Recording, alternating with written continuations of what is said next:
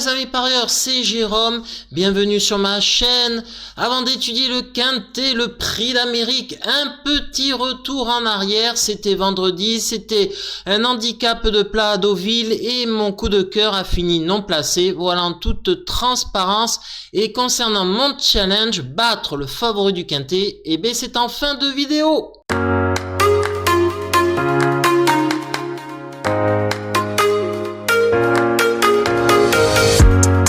Et oui, l'histoire est en marche puisque le prix d'Amérique est là.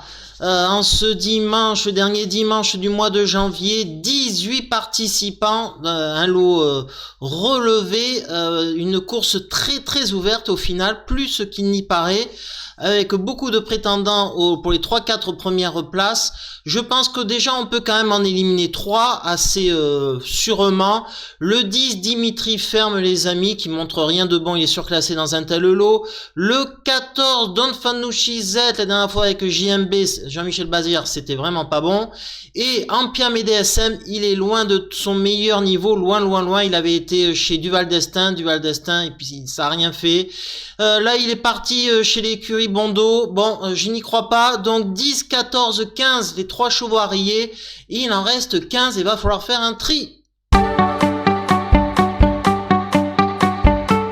Allez, la rubrique bon à savoir. Bon, pas de course de rêve, il y en a tellement de gros pains à mettre en relief.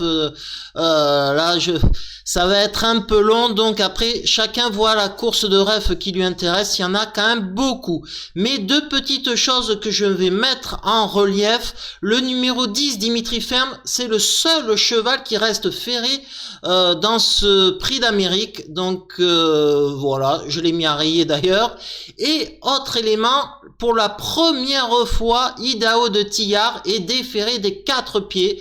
Et oui, c'est sa première fois. Donc à prendre en compte les amis, dans vos jeux, logiquement, quand on défère des 4, ça améliore le cheval. Donc si c'est le cas pour Idaho de Tillard, ça devrait être pas mal pour sa perf. Mon piment dans cette épreuve, je vais mettre en tête de ma sélection, c'est un coup de poker, c'est le numéro 2, Keep Going. Pourquoi? C'est le cheval le plus jeune de l'épreuve. Il n'a jamais affronté ses aînés, il risque de manquer de maturité, mais parfois la jeunesse prime sur la vieillesse et l'expérience dans les courses de trot. D'ailleurs, c'était à l'époque un cheval de Pierre Lévesque, je vous laisse trouver son nom, qui avait gagné d'ailleurs à 5 ans et ça l'avait pas empêché de gagner le prix d'Amérique, les amis. Donc voilà, il a très bien gagné le Critérium Continental, tête et corde. Bon, c'était un parcours de vitesse, mais avant il avait gagné le Critérium des 4 ans sur la longue distance des 2850 mètres de la grande piste. Donc la longue distance, ça ne le dérange pas. Mathieu Mottier est en pleine bourre durant ce meeting d'hiver. Alors je me dis pourquoi pas une belle cote avec ce numéro 2, Keep Going. Le tuyau, c'est le numéro 7, Josh Power. Tout simplement, Eric Raffin est associé à ce cheval, le meilleur driver de la génération actuelle. C'est un cheval qui a gagné le Critérium des 5 ans l'année dernière, donc un cheval très qualitatif. Il avait déçu lors d'une course préparatoire, mais il a remis les choses dans l'ordre. La course suivante en se qualifiant avec une brio, c'était le 8 décembre, le prix du Bourbonnais. Donc voilà, c'est un cheval dur, expérimenté, au contraire du numéro 2, Keep Going. Donc un bon possibilité pour lutter pour la gagne avec ce 7, Josh Power.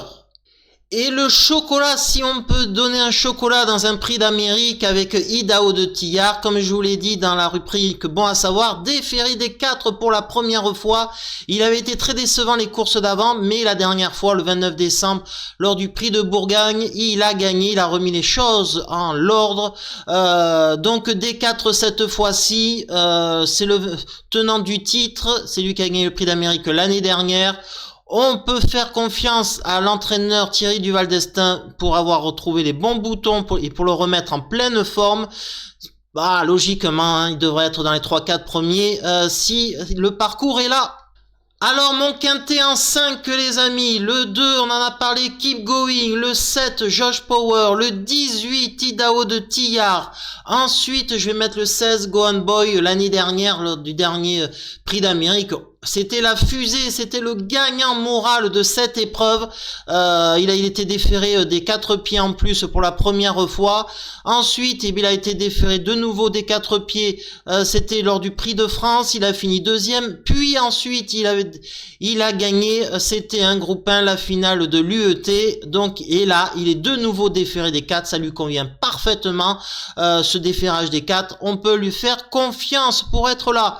Et ensuite, en 5e position, j'ai mis le 11 du Sardu-Landré, c'est le tenant du titre du Prix de Paris, un groupe 1 classique, c'est un cheval dur, on peut faire confiance à Johan Le Bourgeois, peut-être pour mener offensif et tête et corde, c'est une possibilité. En tout cas, il fait partie des toutes premières chances, donc ça nous donne le 2 les amis, le 7, le 18, le 16, le 11, et la liste est loin d'être exhaustive avec le 1 Iroise de la Noé c'est une possibilité, mais je l'ai pas mis parce que il part mal le cheval, donc bon voilà, mais c'est une possibilité indéniable. Idéal Lignerie, c'est un cheval classique, It's the Lord Maker aussi pareil, Just Love You qui a gagné groupe 1 déjà, qu'est-ce qu'on peut dire, Emerald 2B l'année dernière c'était fabuleux c'était des notes l'année dernière dans des groupes 1 de grande qualité.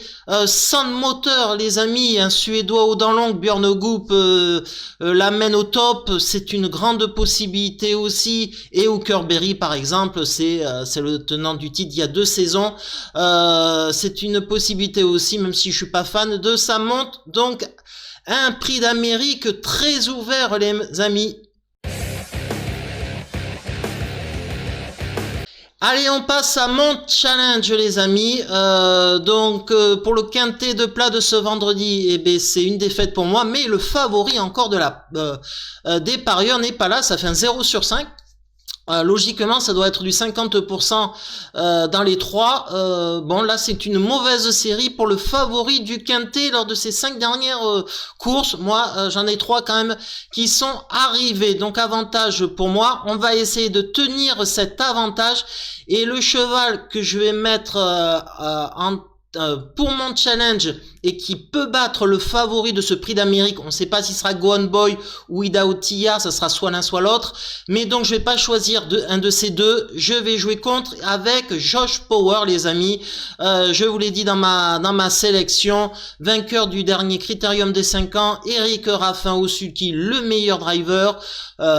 C'est une grande possibilité pour pouvoir gagner, en tout cas devancer le favori du betting et donc des parieurs. Donc ça sera mon cheval les amis, le 7 Josh Power.